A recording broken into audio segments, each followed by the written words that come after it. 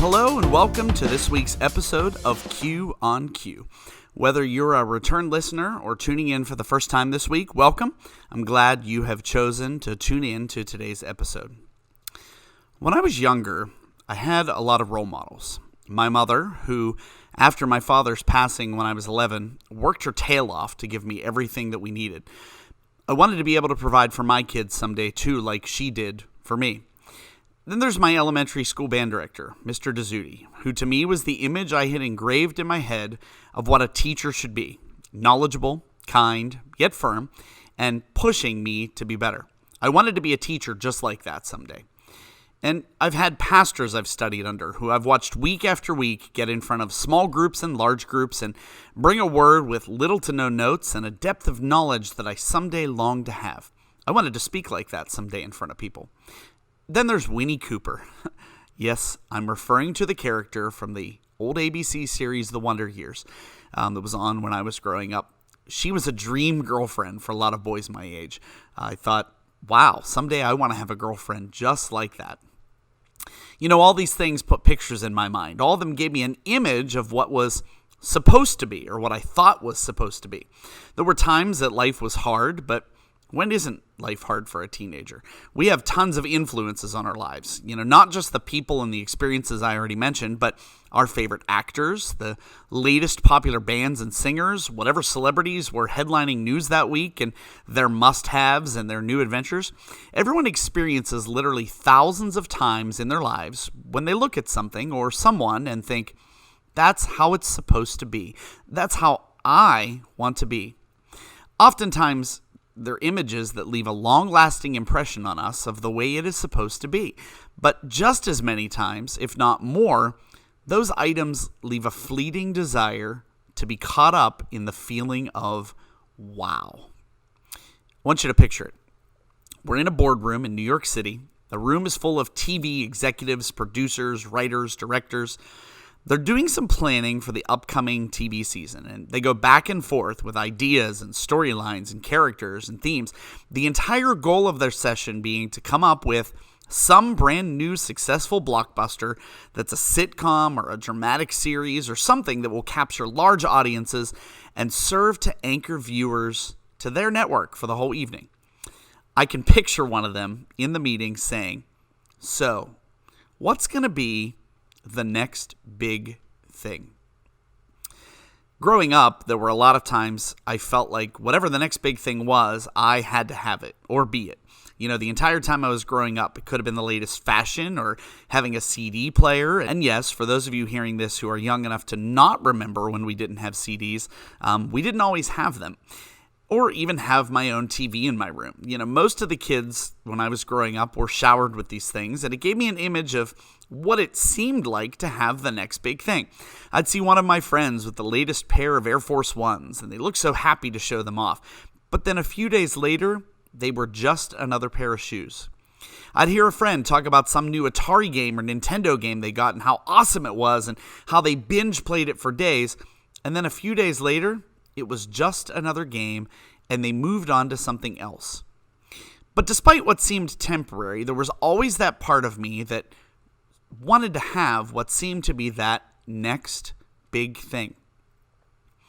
Back in 2009, my family and I traveled to Walt Disney World on vacation, and back then, Hollywood Studios had an attraction called the American Idol Experience.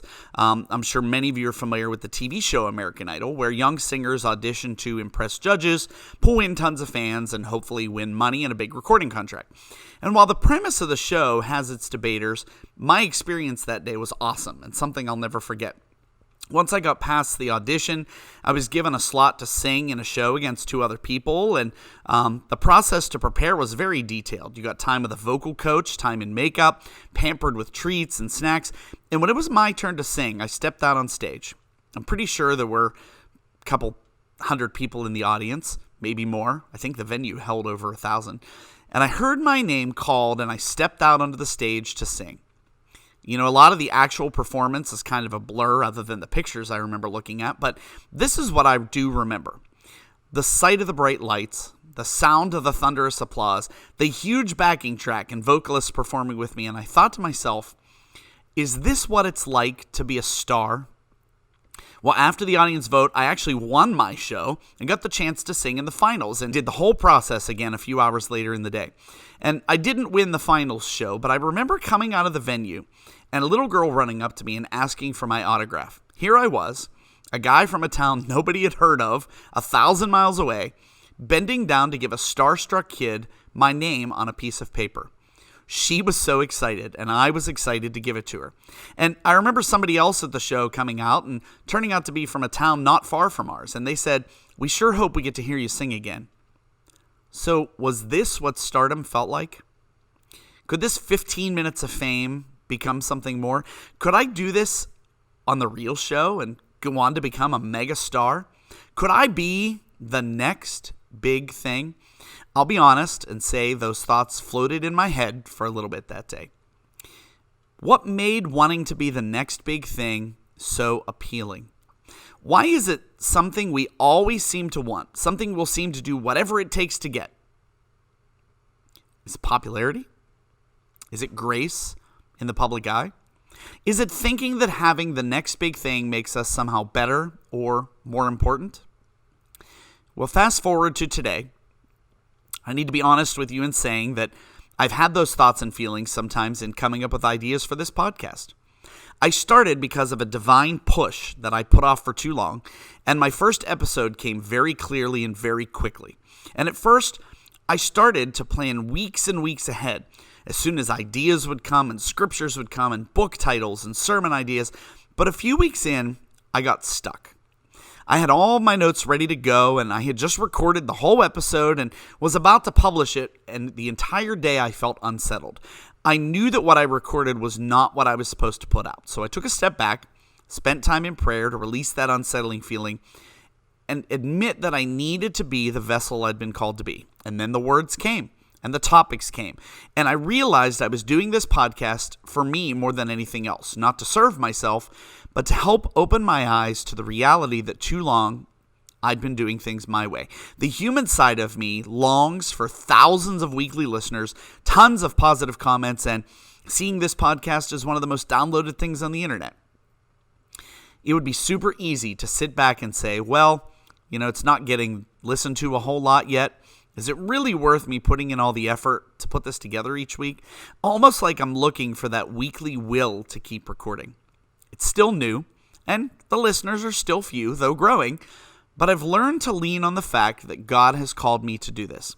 I felt nudged to do something like this over a year ago, and I put it off, and I'm grateful that I've still had the opportunity to do it, now that I've heeded the call.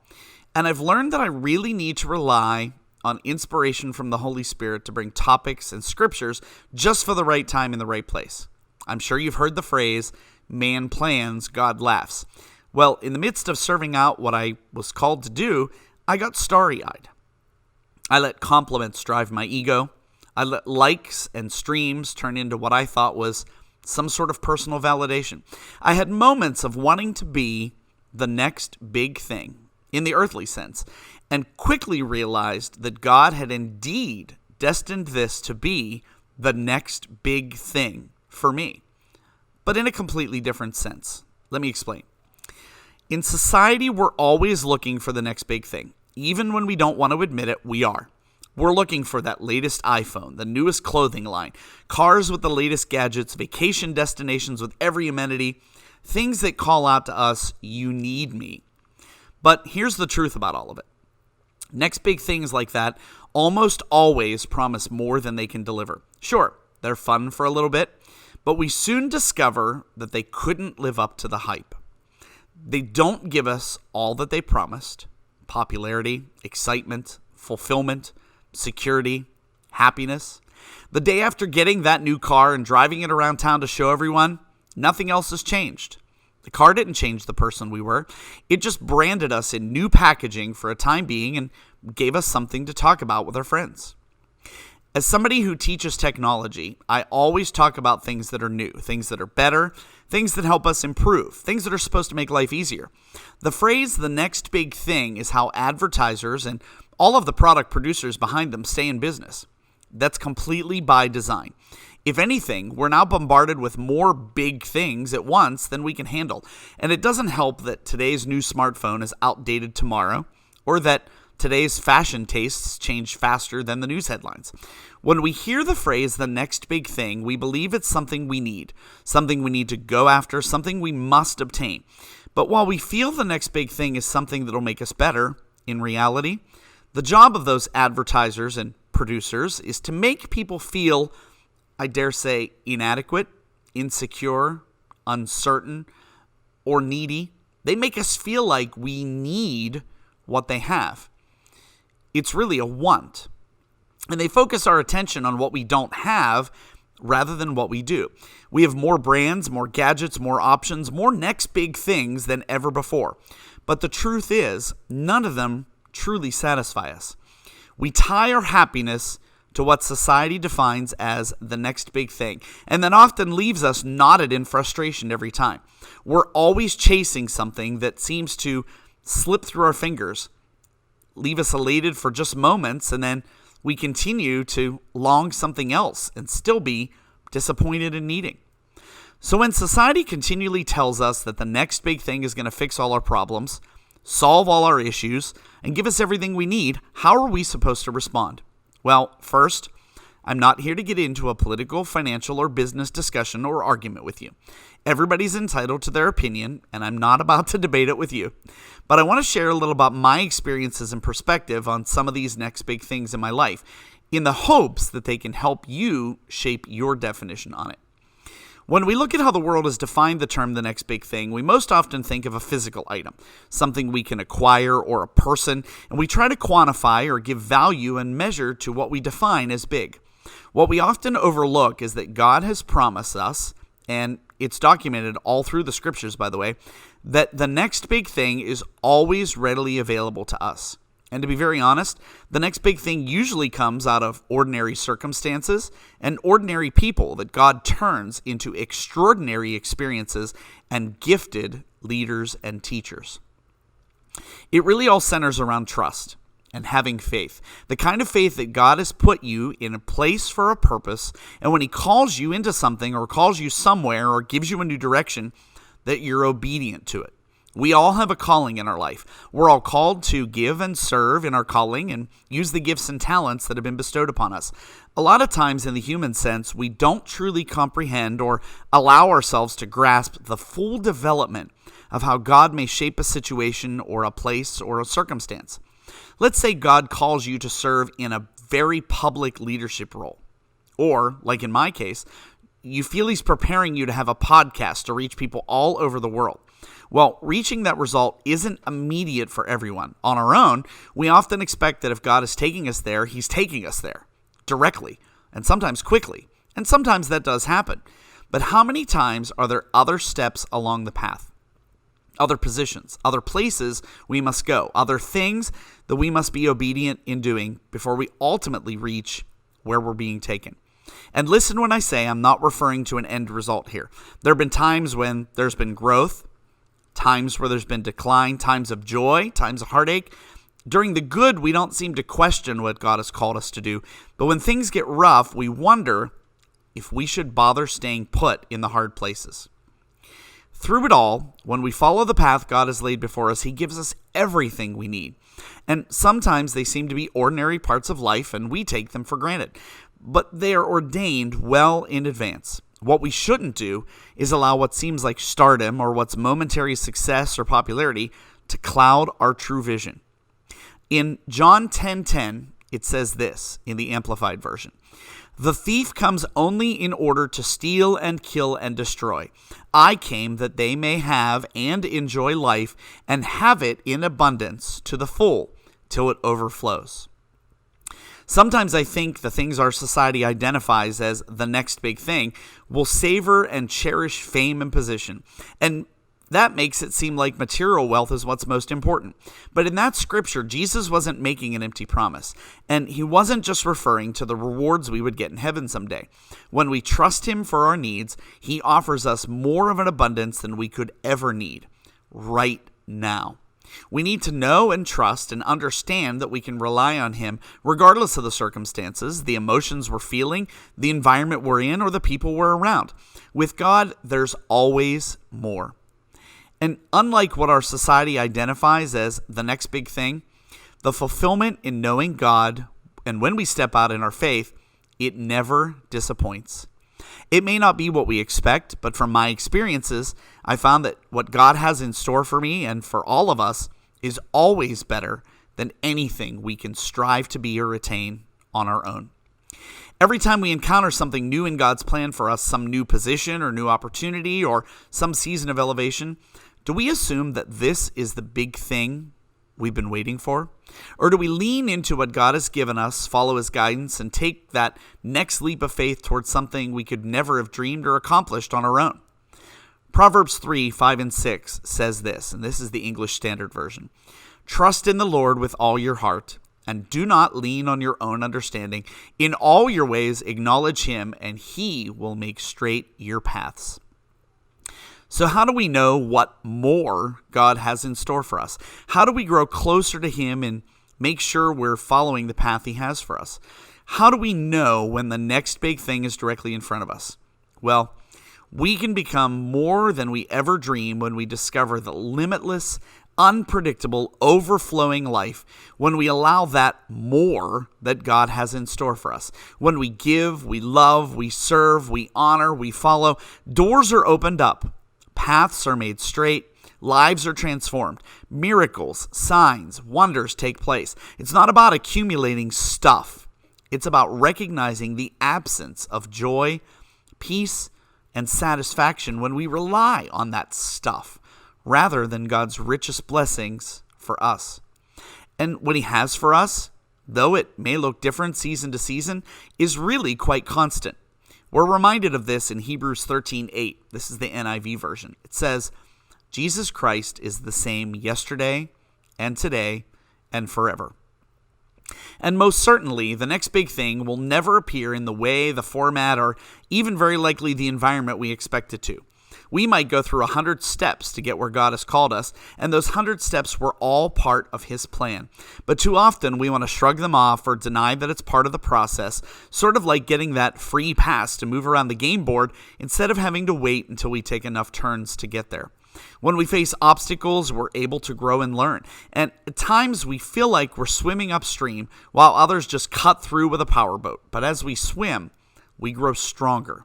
And as we make our way upstream, we discover the larger, calmer waters ahead of us. And I'm not saying there won't be rough seas again, but all that hard work, dedication, and trusting in the process leads us to that larger body of water, the next big thing.